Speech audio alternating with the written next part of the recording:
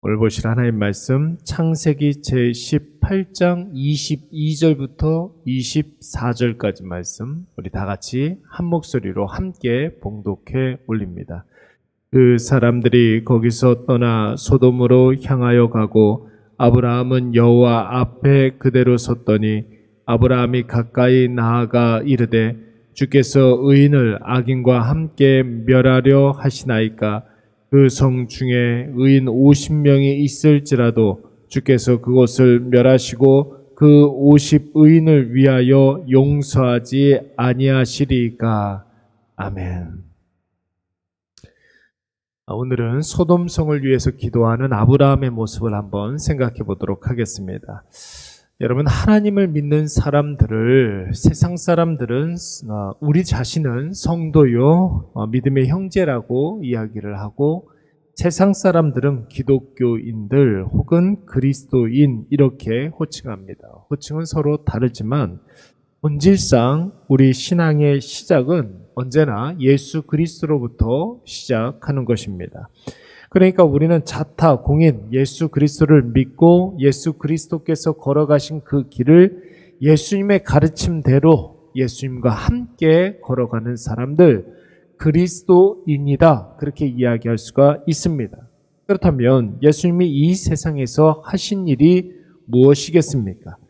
이 세상 온 인류를 위해서, 특별히 모든 인간의 죄를 위해서 십자가에서 자기 자신을 내어주신 일입니다. 그렇다면 예수 그리스도의 길을 예수와 함께 동행하는 이 땅의 모든 그리스도인들은 이 땅에서 마땅히 해야 할 일이 있다라는 것이죠. 그것이 무엇입니까? 늘 계속해서 강조하고 여러분들에게 말씀드리는 것처럼 복음을 전하고 나누고 또 증명하는 일, 이것이 바로 모든 그리스도인들이 이 세상에서 감당해야 할 공통의 사명입니다. 그렇다면 어떻게 하는 것이 예수 복음을 전하고 나누고 증명하는 것일까요? 오늘 본문의 말씀을 보시면은 아브라함이 이 복음을 전하고 나누고 증명하는 일에 모범을 보이고 있습니다. 물론 아브라함 시대에는 예수 그리스도의 실체를 몰랐지만 아브라함은 하나님의 영원한 기업에 대한 언약을 받아든 사람이었습니다. 아브라함이 받아든 이 영원한 기업의 언약, 당대와 후손들에게 주신 이 영원한 복락이 바로 예수 그리스도라는 것이죠. 아브라함에게 하나님께서 약속하신 것은 큰 틀에서, 구속사적인 그런 틀에서 봤을 때 예수 그리스도의 구원의 은혜입니다.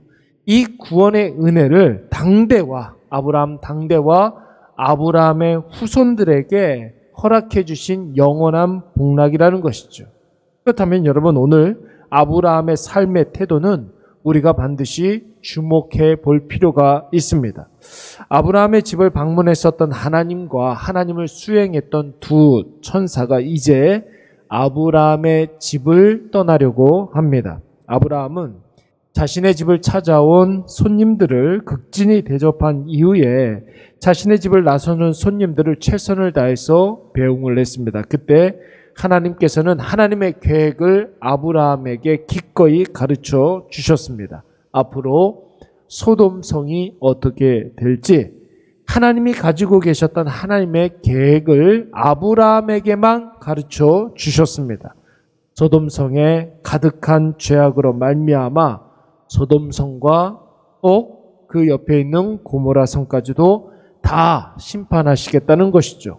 그리고 오늘 본문의 말씀에 보니까 소돔 심판을 실행에 옮기기 위해서 하나님과 같이 아브라함의 집에 방문했었던 수행천사 둘은 소돔성으로 이제 급파되었고 아브라함은 여호와 앞에 그대로 섰더니 라고 그랬습니다. 여러분, 아브라함은 여호와 앞에 그대로 섰더니, 좀 이렇게 표현이 좀 어색한 것 같습니다. 천사들은 이제 소돔성으로 향하여 가고 하나님은 아브라함 앞에 그대로 섰더니, 이렇게 이야기하는 것이 조금 더 부드러울 것 같은데 말이죠.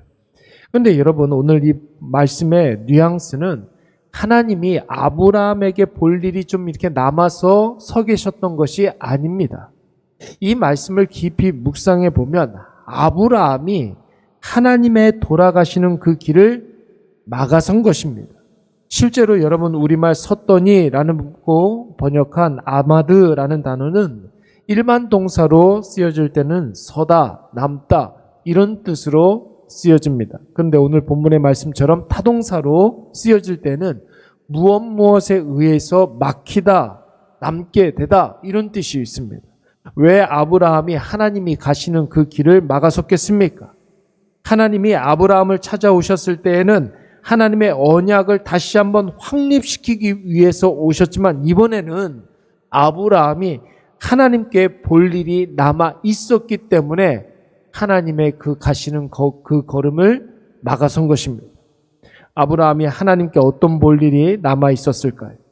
소돔성에 대한 하나님의 심판 계획을 듣고 소돔성에 대한 긍휼을 베풀어 달라는 간청이었습니다. 소돔이 아브라함과 무슨 상관이 있길래 바로 아브라함의 혈육 조카 롯이 여전히 그 소돔성에 살고 있지 않습니까? 사랑하는 여러분, 아브라함은 어떤 사람이었습니까?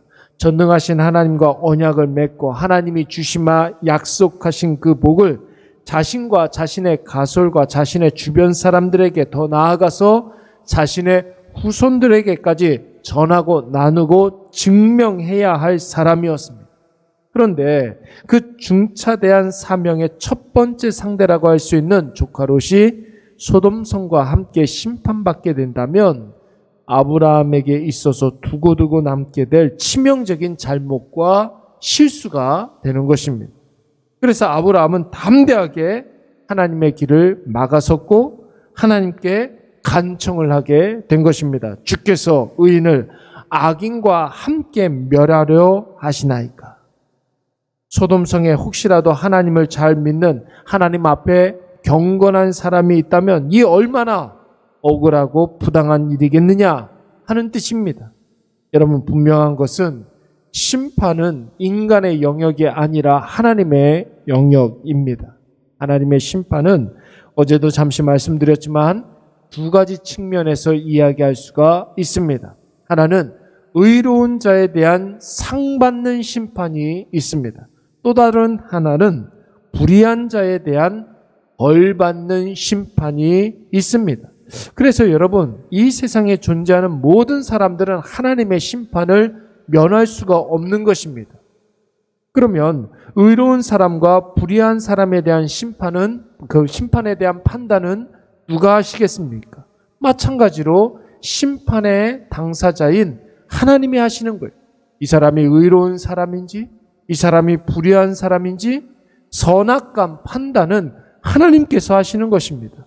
그 판단에 의해서 의로운 사람은 상받는 심판을 하시는 것이고 불의한 사람은 형벌의 심판을 하시는 것이죠. 그러나 심판에 대해서 우리가 할 수 있는 일이 한 가지가 있습니다. 그것은 무엇이냐면 벌받는 불의한 사람들이든지 의로운 사람들이든지 모든 사람들을 위해서 모든 그리스도인들은 기도해야 될 줄로 믿습니다. 예수 없는 자들이 어서 빨리 예수님을 인격적으로 만나게 해달라고 기도해야 되고, 말씀이 아닌 자기 욕심으로 살아가는 자들이 공의로우신 하나님의 말씀으로 돌아오게 해달라고 기도해야 합니다. 세상에 속한 자가 하루속히 하나님의 백성으로 예수 그리스도의 제자로 변화되도록 여러분 우리가 기도해야 될 줄로 믿습니다. 여러분, 서두에 저와 여러분은 믿는 자들에게는 성도요 예수 그리스도의 지체라고 이야기했습니다. 믿지 않는 사람들에게는 기독교인 혹은 그리스도인으로 우리는 불려지는 사람들입니다. 여러분, 이 땅의 모든 그리스도인들에게는 한 가지 분명한 사명이 있으니 그 사명은 바로 세상을 위해서 기도하는 것인 줄로 믿습니다. 아브라함이 심판받을 소돔성에 자신의 사명이 남아 있었기 때문에 하나님 앞에 담대히 나아가서 믿음으로 기도한 것처럼 우리도 우리 주변에 있는 여전히 예수 없이 살아가는 자들을 위해서 기도하시기 바랍니다. 욕심에 이끌려서 살아가는 사람들을 위해서 기도하시기 바랍니다. 하나님이 바로 그 일을 위해서 저와 여러분에게 구원을 허락해 주시고 이 땅 가운데 남겨주신 줄로 믿습니다. 우리 말씀을 생각하면서 한번 기도하도록 하겠습니다. 이 땅에서 우리가 복음을 전하고 나누고 그리고 증명하는 복음의 일꾼들이 되게 하여 주시옵소서 기도하시고, 오늘 우리가 여러 종류의 사람들을 만나게 될 터인데 그 모든 사람들이 다 나에게 허락해 주신 기도의 제목이라는 사실을 깨닫고 기도의 사명을 잘 감당하게 하여 주시옵소서. 내가 살아가는 동안에 복음의 강수가 폭포수와 같이 나로 말미암아 내 주변에 있는 사람들에게 전해지고 영향을 미치게 하여 주시옵소서. 우리 다 같이 한번 통성으로 기도하도록 하겠습니다. 사랑이 많으신 하나님 아버지, 오늘